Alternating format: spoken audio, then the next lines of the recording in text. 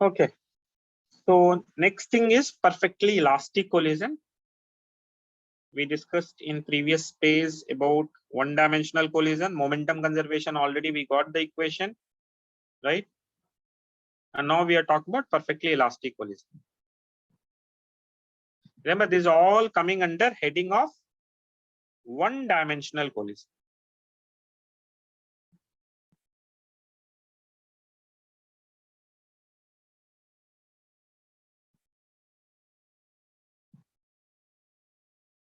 This is before collision. Their velocities are u1, u2, and this is after collision.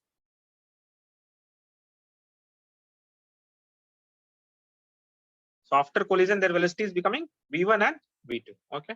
So before collision, u1, u2. After collision, v1, v2. Already we discussed in previous phase that momentum conservation is valid as a system. A and B taking as a system, which is valid in all type of collision, not just perfectly elastic. So we can write M1 U1, where M1 is the mass for A, M2 is the mass for B, right? So we can write M1 U1 plus M2 U2 is equal to M1 V1 plus M2 V2.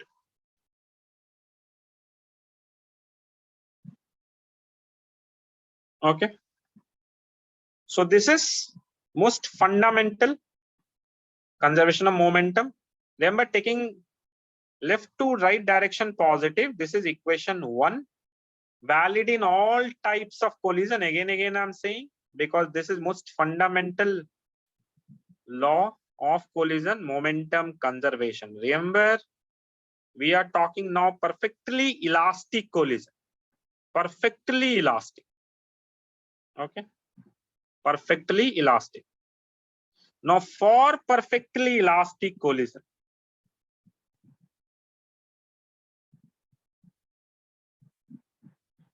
for perfectly elastic collision, other than momentum conservation, which is valid in all the cases of collision, we have energy conservation valid also.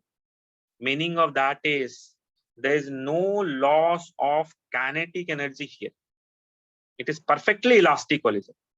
Meaning during the course of collision, they are not losing energy. 100% energy is they are retaining together. Remember, together as a system, not individually, together as a system. So what we can write, total kinetic energy initially is equal to total kinetic energy finally.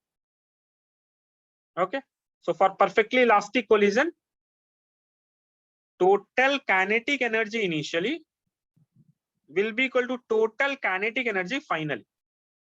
Now total kinetic energy initially, how much it will be? Half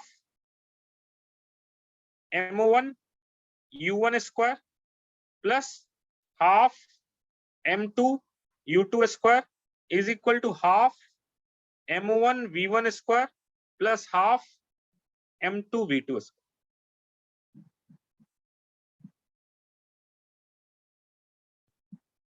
Okay. So this will be kinetic energy conservation equation. Remember, this is valid only for perfectly elastic collision. And this, we are talking about head-on collision, straight line collision. So there is no other velocity component. Okay. So everything is happening in a straight line. Everything is happening in a straight line. And this is kinetic energy conservation, which is valid in perfectly elastic collision. So this is equation 2. Okay. Any doubt, anyone?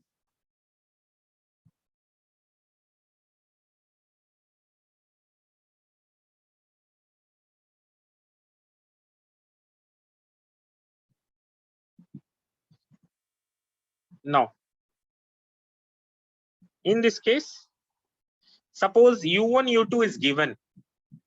And we are interested in V1, V2, V1, V2, V1, V2. Now you can see there are two equations, two unknowns. Two equation, two unknowns. We have to solve it simultaneously. Put V2 in terms of V1 in second equation, solve it, right? And we can get the value of V1. I'll directly give you the V1 value as a formula, which you have to memorize it. V1 value will be M1 minus M2 divided by M1 plus M2 into U1 plus 2M2 U2 divided by M1 plus M2. Okay. So if you solve 1 and 2 and try to get the value, V1 value will come like this. M1 minus M2 by M1 plus M2 into U1. Of course, U1 is in numerator. Remember that. Plus 2M2 U2 divided by M1 plus. And similarly, V2 value will get as M2 minus M1 divided by M2 plus M1 into U2 plus 2M1 U1 divided by M1 plus M. So this will be the V2 value. Basically, if you remember one formula, second you can get easily replace 1 by 2. That's all. So everything will be replaced 1 by 2. So this is the formula we will get after solving 1 and 2 simultaneously. Right? This formula we have to memorize. You have to remember this formula. Very important formula.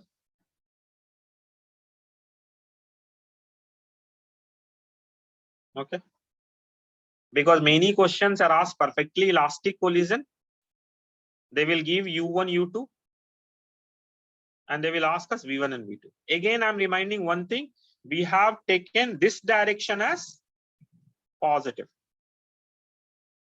Suppose you are getting V2 as negative or V1 as negative by solving this.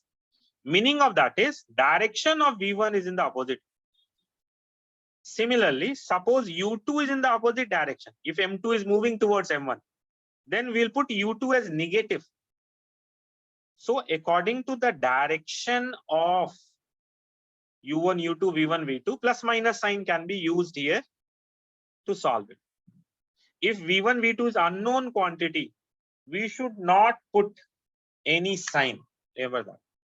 We should not put any sign. Unknown quantities after solving will automatically take their sign. Known quantities, we have to put the sign. Because unknown, we don't know what will be the direction without solving. So once we'll solve it, then only we'll know the direction, right? And in this perfectly elastic collision, there is a special case, which many times in the exam it is asked. There is a very special case. There are so many cases, but there is a special case 1. Okay. M1 equal to M. Means two objects having equal masses are having head-on perfectly elastic collision. Two masses, equal masses, head-on collision, perfectly elastic head-on collision. What will be V1 and V2? So if you put the values here, V1 will come as, you can see here, when M1 is equal to M2, the first term will be 0. Plus, let's take both is equal to M. So it will come as 2M U2 divided by 2. 2M will get cancelled. So how much this quantity will be? This quantity will be U2. Okay. So this is a special case 1. Similarly, V2 value if you will try to calculate, first term will be 0 because M1, M2 both are same. We are subtracting it. Plus 2M U1 divided by 2M. 2M will get cancelled. Again, this will come as U1. What is meaning of that? V1 is becoming U2. V1 is becoming U2. What was U2? U2 was the velocity of the second object. V1 is the velocity of first object after collision. Right? Similarly, what is V2? Second object collision, second object velocity after collision, and U1 is first object before collision. So can we say that in perfectly elastic collision, head-on if two objects are of equal masses, they will interchange their velocity after collision. Okay. In perfectly elastic collision, in perfectly elastic head-on collision or straight line collision, okay, objects of equal mass will interchange their velocities after collision. Okay. In perfectly elastic collision, a perfectly elastic head-on collision, objects of equal masses will interchange their velocity or exchange their velocity after collision. Interchange or exchange, anything is okay, no problem. So this is a special case you have to remember. All of you should remember this. V1 equal to U2, V1 equal to U2, and V2 is U1. Okay. So any doubt, anyone in this? Any difficulty? The next will be special case 2. Special case 2. Now in a special case 2, what we'll do?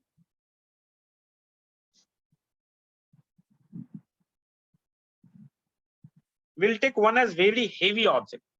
It's something like, let's take one truck is there. Truck is moving. And someone is hitting the truck with a tennis ball. Right? So very heavy object. One is very heavy object moving. Right? And there is a tennis ball hitting it. So this is M1, this is U1, this is M2, this is U2. What will happen? Right? So special case 2 is M2 is very, very high than M. Okay. M2 is very, very high than M1. So truck is very heavy, very, very heavy. So remember one thing here, when very high quantity is there, like M2 plus M1, since M2 is very high, will approximately equal to M2. Similarly, M2 minus M1 will be approximately equal to M2. If very high quantity, if we'll add some grams, suppose a truck is of some ton of something, if we'll add some gram, it is almost negligible. Okay. So addition, subtraction, a small quantity can be neglected. So if we'll use this and let's go for V1 value. So what will the V1 value coming? You can see here M1 minus M2. So M1 will be neglected. What will get? Minus M2 divided by plus M2. M1 plus M2 because M2 is heavy. M2 only will come into U1 plus 2M2 U2 divided by M1 plus M2. M1 plus M2 again will be just M2. In fact, M2 will get cancelled. This M2 will get cancelled. We can say this will be equal to minus U1 plus 2U. Minus U1 plus 2U2. Similarly, V2 value. What will V2 value? V2 value, if you calculate M2 minus M1. M2 minus M1. So it will be just M2 divided by M2 plus M1. That will also be M2. It will be U2 plus 2M1 divided by M2. Okay. 2M1 divided by M2. Now here it will come as this as U2 plus 2M1 divided by M2. Now M2 is very high. M2 is very high. If M2 is very high, this quantity is almost equal to 0. So what will be the velocity? V2 will be coming U2. It means, of course, truck velocity will not change any significantly. Right? But tennis ball velocity will change. It will minus U1 plus 2U2. Suppose truck is slow moving truck. So U2 is negligible with respect to U1. So even we can say minus U1. It will return back. Right? So same formula for head-on collision, perfectly elastic, can be applied in different cases. And of course, it will give different results depending upon the values, right? Different values will be there, different thing will be. Okay. So any doubt, anyone in this? Any difficulty? Okay.